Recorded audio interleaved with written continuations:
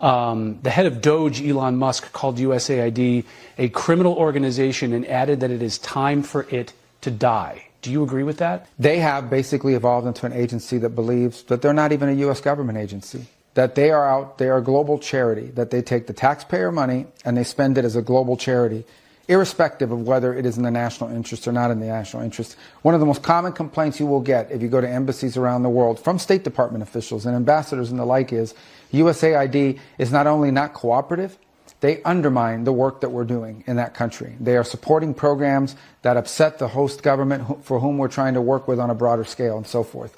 So they're completely unresponsive. They just don't consider that they work for the U.S. They just think they're a global entity and that their master is the globe and not the United States. And that's not what the statute says, and that's not sustainable. Can it be reformed, or does it need to die? Well, that was always the goal, was to reform it. But now we have rank insubordination. Now we have basically an active effort where their basic attitude is, we don't work for anyone. We work for ourselves. No agency of government can tell us what to do.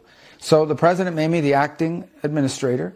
I've delegated that power to someone who's there full time, and we're going to go through the same process at USAID as we're going through now at the State Department. I think there are some, this is not about getting rid of foreign aid. There are things that we do through USAID that we should continue to do that makes sense. And we'll have to decide, is that better through the State Department or is that better through something, a reformed USAID? That's the process we're working through. There are things that are happening at USAID that we should not be involved in funding, or that we have a lot of questions about, but they're completely uncooperative. So we had no choice but to take dramatic steps to bring this thing under control.